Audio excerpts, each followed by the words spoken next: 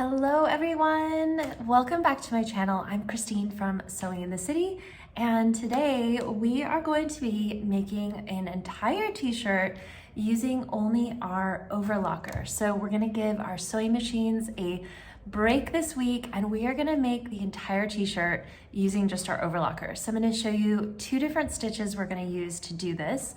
And we are going to cover putting in our neckband using just our serger, as well as hemming the sleeves and the bottom hem of our t-shirt and sewing in our sleeves in a round. So before I jump in, if you're new to using your serger and maybe you are a little bit apprehensive about serging and getting it threaded and everything, I have a free 3-day Thread Your Serger challenge that is on demand, so you can jump into it right now, and by the end you'll be a pro at threading your serger, and I promise you'll feel more confident about diving in and getting used to all the stitches that your serger can do. And within the challenge you also get $10 off my full serging course, Simple Serging, which makes it just $27.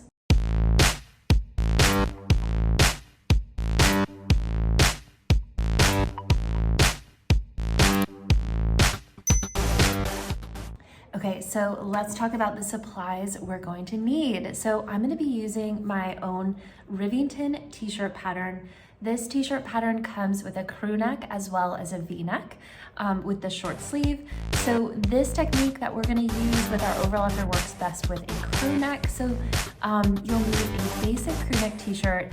I'll drop the link to my Rivington pattern below in case you want to check it out. We're also going to need 4 cones of our all-purpose serger thread. So I have my 4 cones set up, and that leads us to the very first stitch we're going to be using to make our t-shirt is the 4-thread safety stitch. So the 4-thread safety stitch takes both of our needles, so our left and our right hand side needle need to be set up, as well as our upper and lower looper. But this stitch is so cool because we're using both of our needles. It's really secure, and also, check this out, it stretches, so you don't have to worry about popping your seams like you would with your sewing machine. It's a really flexible stitch and also very strong. So from the right hand side, we have a nice strong stitch there. So the 4-thread safety stitch is what you're going to want to have your machine set up to sew. If you need help getting your tension correct or getting this stitch set up, definitely check out my course, Simple Serging. I walk you through tension and troubleshooting this stitch as well as all the other stitches of your machine. So the first thing we want to keep in mind before we start is you want to double check your seam allowances. So by what I mean by that is all different sergers have different widths of the 4-thread safety stitch. So you want to sew a sample of yours and then measure it. So I know mine is exactly a 1/4 inch wide. And so 2/8 of an inch. The seam allowance given for my Rivington t-shirt is 5/8. So I know that as I'm serging all of my main seams, I need to cut off 3/8 of an inch. So just double check the width of your safety stitch against the seam guide of your serger. Make sure that it's all correct so you're not cutting off too much or too little as you sew your seams. Okay, so I have my front cut out. I'm using this really cool kind of tie-dyed fabric jersey knit. I have my back. I have both of my sleeves and my neckband. So what I like to do is kind of almost like an assembly line. I go through and I'm going to serge my both of my shoulder seams, both of my side seams. I'm going to sew this seam on my sleeves, and I'm going to sew my neckband into a round, all in one assembly line fashion. So that's what I'm going to do now.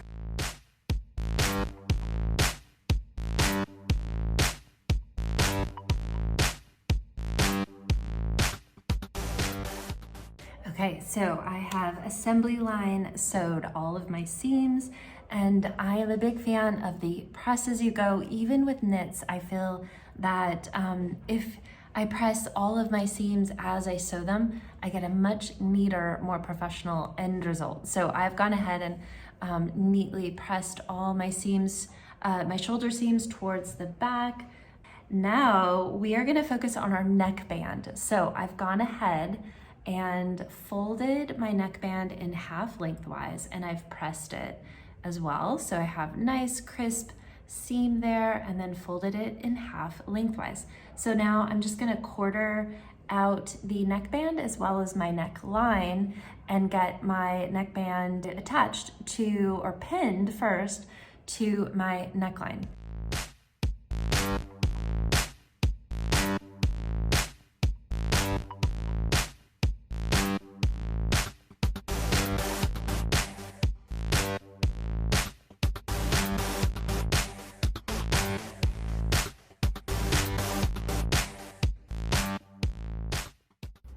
Okay, so close up of my neckband here. I have placed my neckband seam at the very center back.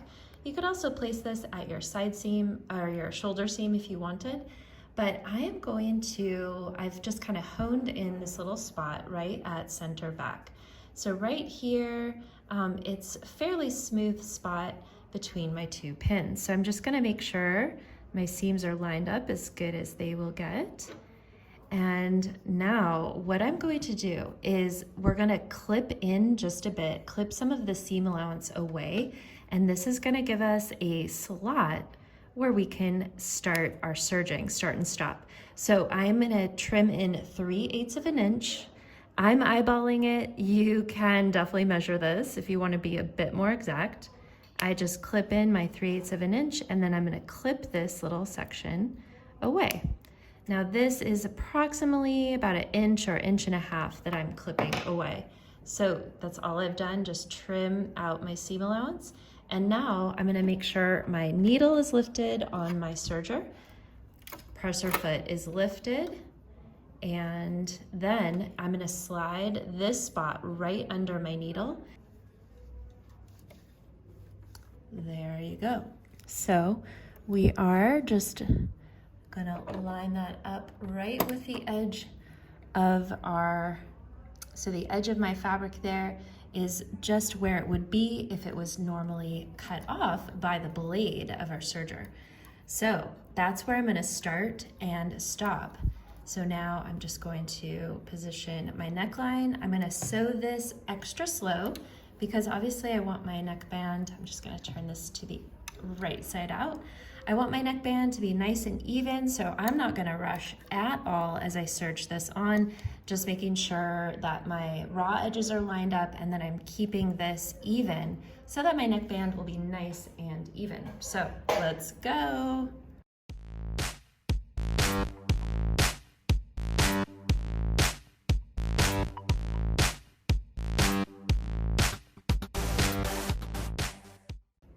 Okay, so now as I come to the end of my seam, I have where I started here, and I'm just gonna keep serging until about here. And then I'll show you how we're gonna tie off this serging seam. I just meet that, I'm gonna cut off my thread tail and everything, and just keep on serging. And then I'm gonna stop with my needle down, put my presser foot up, turn this perpendicular, put my presser foot back down, and just serge right off the edge.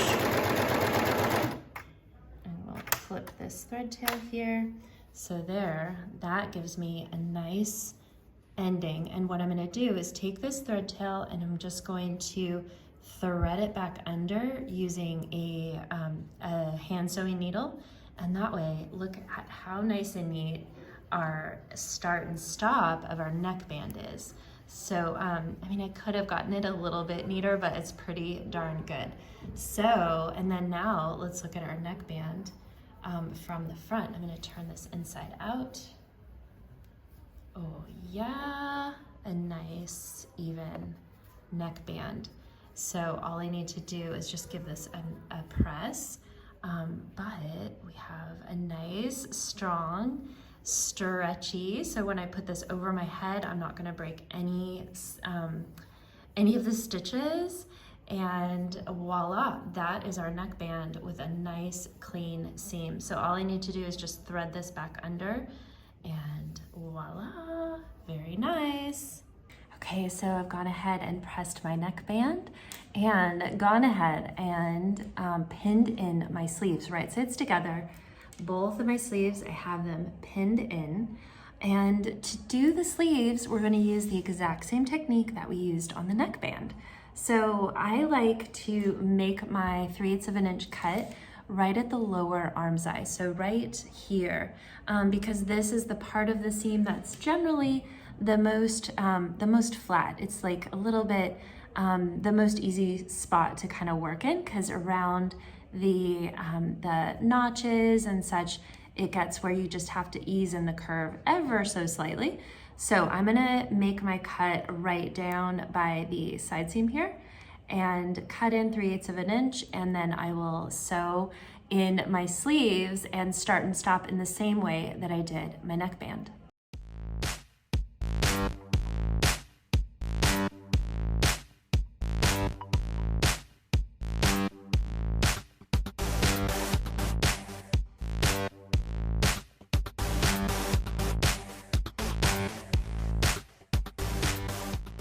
Okay, so we are in the home stretch. I have my sleeves all set in and finished so nicely and all ironed. I did press the seam towards the sleeve, and now all we have left to do on our t-shirt is hem the bottom and hem the sleeves, and this is the coolest part. So to do this, we are going to be using a really cool stitch called the Flatlock stitch, and this happens all on our serger. So this is the finished Flatlock. So this is going to be, for example, the hem on our sleeve and the hem on the bottom of our t-shirt.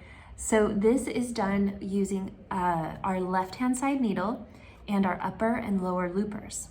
So what you want to do is drop your left-hand side needle tension all the way to 0, and then the loopers stay the same.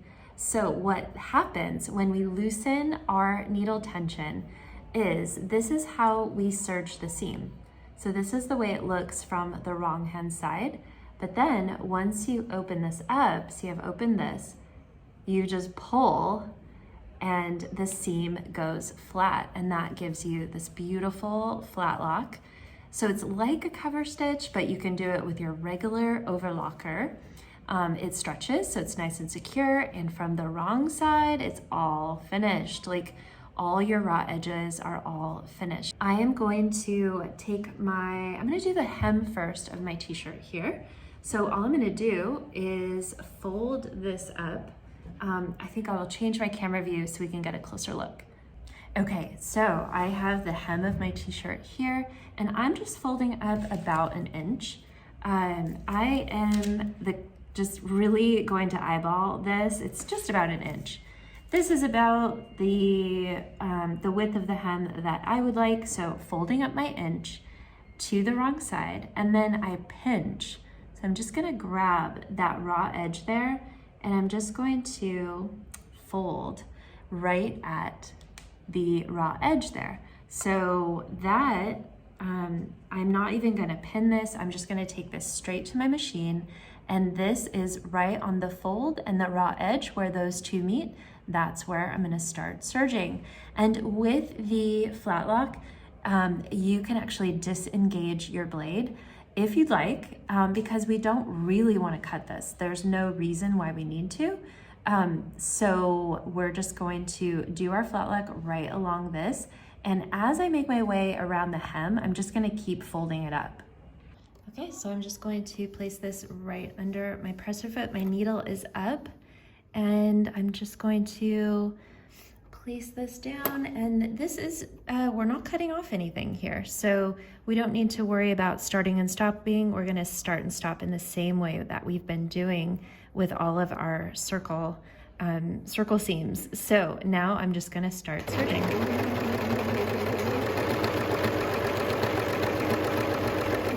And then as I get to a new spot, I just literally eyeball this and keep folding it up. You could go through and pin this if you feel that makes you feel a little more secure.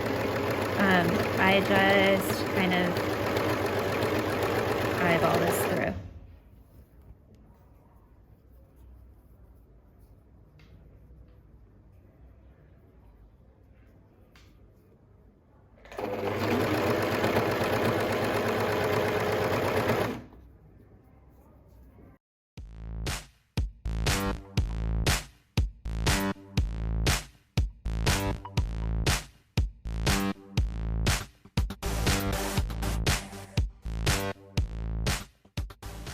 Okay, and as I come to the end where I'm meeting my start area, I am just going to sew over a couple of stitches, stop with my needle down, and do the same perpendicular off cast that we did before. And give myself a nice thread trail there. Okay, so here is what our flatlock looks like from the wrong side. And now from the right side, this is the most fun part because now we just pull this apart. We get that really cool effect that looks like an like a cover stitch. That one there. And I'm just gonna continue pulling this all the way along my hem. And voila, we have hemmed this so easy. From the wrong side, we just have a nice flat overlocked seam, no raw edges. From the front, it looks so professional. Doesn't it look so cool? So I am gonna do the exact same thing on both of my sleeves and then give this a final press. All right, so I've given my t-shirt a final press and I love it. I love the little details of this flatlock on my sleeve. I feel really good about like all my seams are nice and stretchy and strong. And I also love the way this flatlock looks along the hem. So I am gonna be styling this, I think, with my black mini skirt and tights, and I think my big chunky boots. So that's what I have in mind for styling. If you want to make your own mini skirt, this is so easy to do. I have a video here that you can check out. If you liked this video, give me a like, give me a subscribe. Your support means so much to me, and I'll see you next time. Bye.